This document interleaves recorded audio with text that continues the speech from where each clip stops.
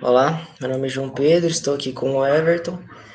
Vamos dar início a um videoseminário de bioquímica médica abordando um caso clínico sobre intolerância à frutose.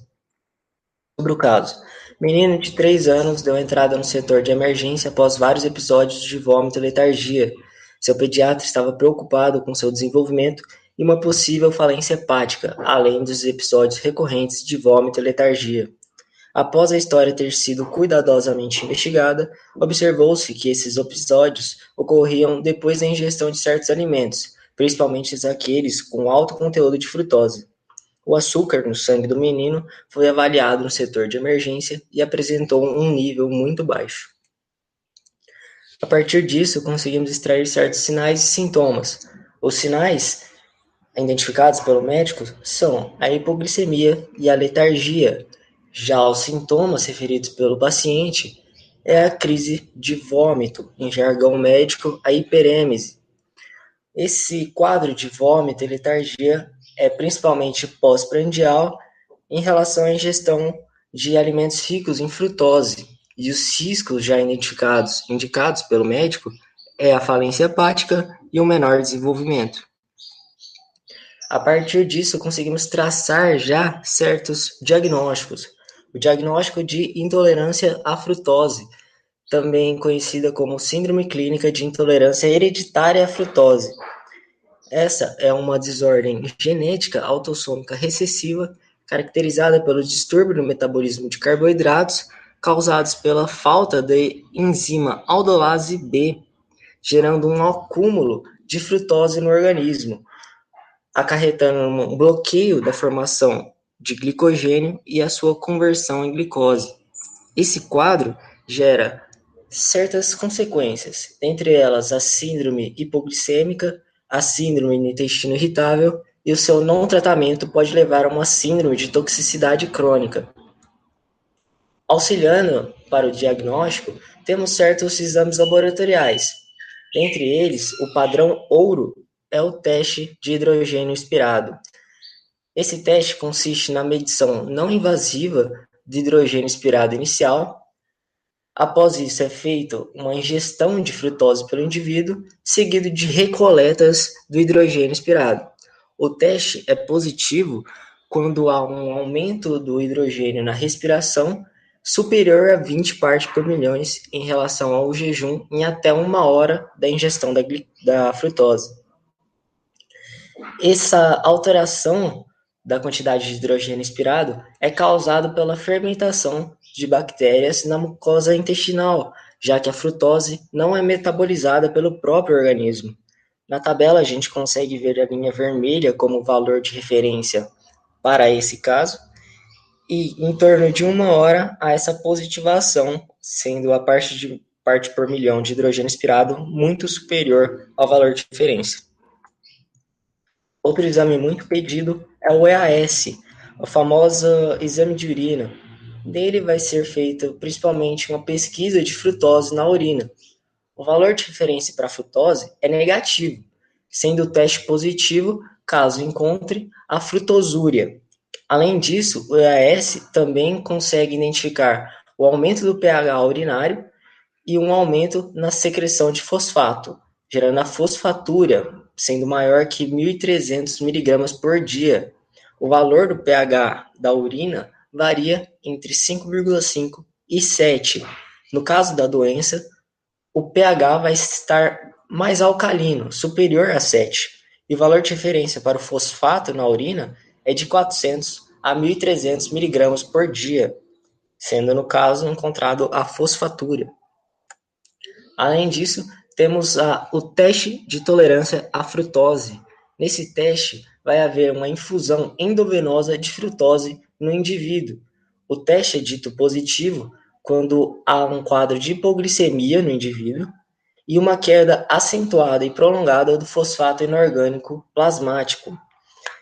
Os valores de referência para glicemia, a faixa normal é de 60 a 110 miligramas por decilitro, sendo acima de 126 um indício de diabetes mellitus e abaixo de 60, quando administrada a frutose, um indício de intolerância à frutose.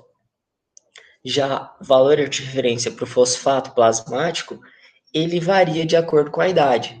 No caso, o indivíduo tinha 3 anos, então o valor de referência varia de 3,5 a 5,9 miligramas por decilitro.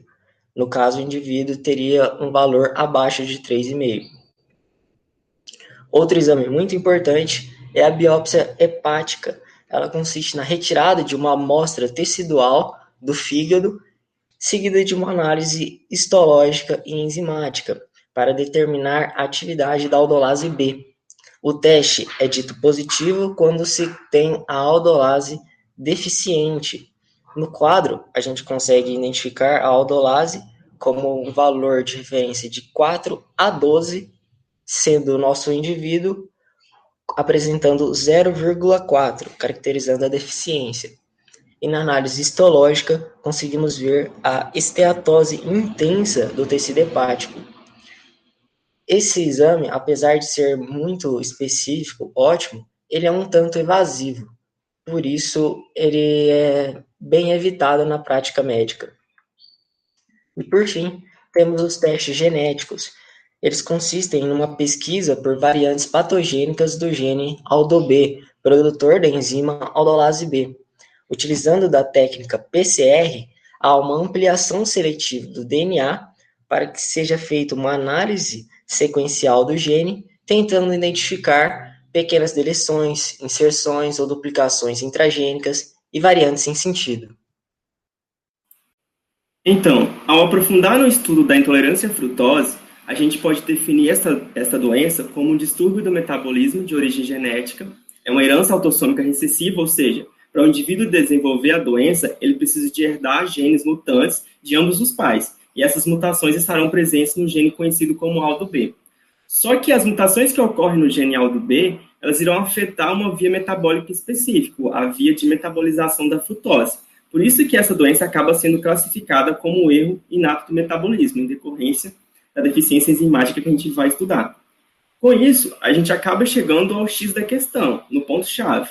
O ponto-chave da doença, em decorrência dessas mutações no gene ALDO-B, é a deficiência, é a falta de produção da enzima aldolase B, que tem a função de catalisar a clivagem, de catalisar a quebra da frutose em um fosfato para formar dihidroxiacetona fosfato e gliceraldeído. Aí agora é o momento que vocês se questionam, que viagem enlouquece, que você está falando, Everton. Só que calma, o próximo slide a gente vai ver isso direitinho. Agora, eu apenas quero que vocês guardem a informação de que a intolerância à frutose é uma doença genética caracterizada pela deficiência da enzima aldolase B, e que essa enzima ela participa da degradação de um produto de metabolização da frutose, e qual é esse produto?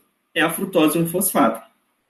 Então, agora, partindo para algumas informações importantes sobre a intolerância à frutose, é importante destacar que essa enzima, a aldolase B, ela se encontra presente nos principais órgãos afetados pela doença, no fígado, nos rins e no intestino.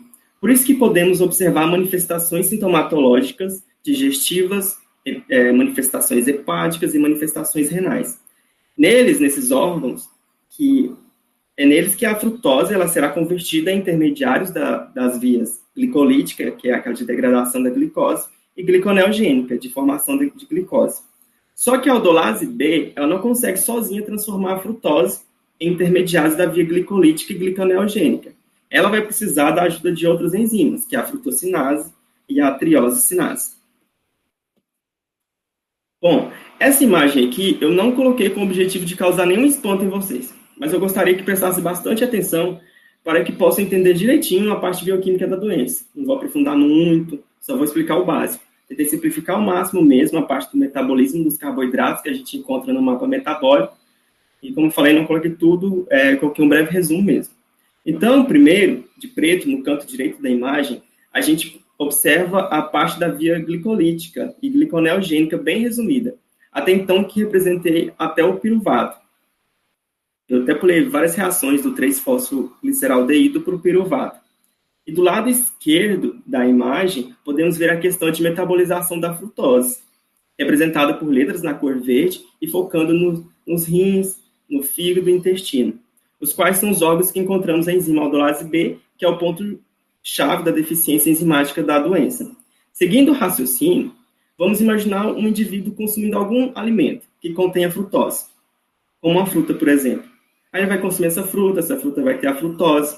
A frutose, ela vai entrar na célula, aí essa frutose lá dentro da célula, ela vai ser fosforilada pela ação da enzima frutossinase, e vai gastar ATP, e vai formar também a frutose 1-fosfato, e o objetivo dessa fosforilação é reter a frutose dentro da célula.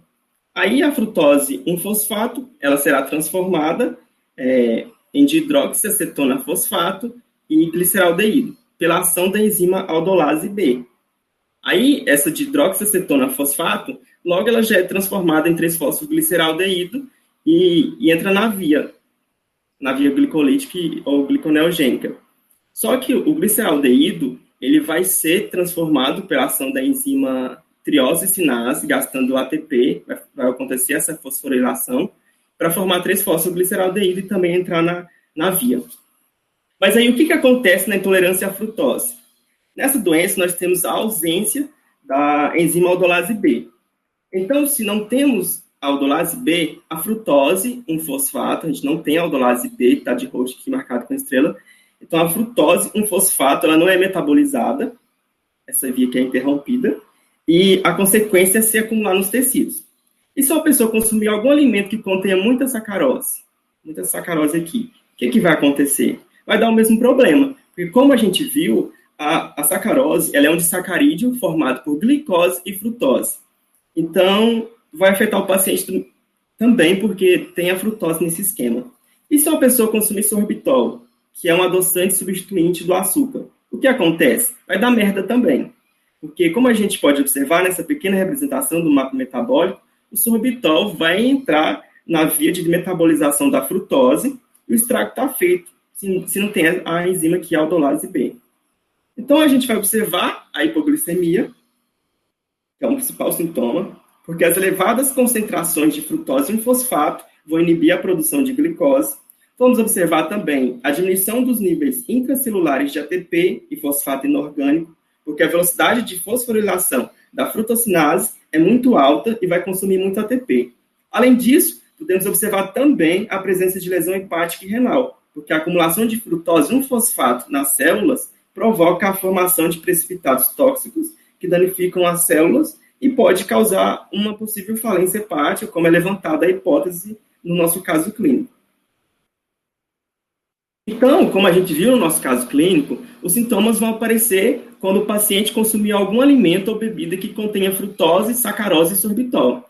Aí no quadro aqui embaixo, eu coloquei alguns desses alimentos que fazem aparecer os sintomas, que são frutas, refrigerantes, legumes, alguns vegetais, sucos, mel, alimentos industrializados com alto teor de açúcar, como, por exemplo, os doces, e medicamentos que contêm açúcar, na composição desses medicamentos, né?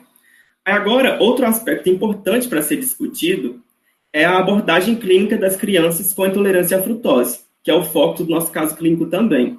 Então, a gente vai observar que as crianças em aleitamento materno exclusivo, até os 6 meses, elas não irão apresentar manifestações clínicas da doença. Mas a partir do momento que há a introdução de fórmulas infantis ou cereais, que normalmente contêm açúcar na formulação, ou seja, a partir do momento que há a introdução de uma alimentação complementar, o bebê pode começar a manifestar a clínica da doença. Por isso que as crianças com intolerância à frutose precisam evitar, por exemplo, doces e frutas. Elas terão o benefício de não ter muitas cáries, mas a restrição de frutas é algo muito preocupante, porque acaba necessitando de um acompanhamento nutricional para complementar algumas substâncias essenciais ao organismo que não são consumidas e estão presentes nessas frutas que foram restritas. Aí, por fim, é óbvio que a exposição crônica a alimentos com frutose vai promover o baixo ganho de peso do bebê, a presença de cólicas intestinais, vômito e outros sintomas característicos da doença. Agora, em relação ao tratamento, é indicado principalmente uma dietoterapia com restrição de alimentos que contêm frutose, sacarose e sorbitol. Se são essas as substâncias que causam mal, elas devem ser evitadas na dieta. Agora, os pacientes que apresentam crises graves de hipoglicemia, realiza-se a administração de glicose por via intravenosa. Os pacientes com crises leves, estes ingerem comprimidos de glicose e é até recomendável que pacientes que tenham intolerância à frutose sempre carreguem com eles esses comprimidos de glicose para salvar algum sufoco, alguma emergência que pode ocorrer. Além disso, também é indicado um acompanhamento multiprofissional, uma equipe com pediatras, nutricionistas e outros profissionais com o objetivo de promover o controle dos sintomas e também passar orientações nutricionais para que esses pacientes possam aderir ao tratamento dietoterápico. Por fim, devido à dietoterapia muito restrita, é importantíssimo a suplementação de vitamina C, porque os alimentos que a contêm acabam sendo retirados por conter frutose e sacarose. Em alguns casos, também é recomendada a suplementação de ácido fólico para evitar, por exemplo, o aparecimento de anemia megaloblástica, como vimos nos casos clínicos anteriores. Aí aqui são as nossas referências. Muito obrigado pela atenção.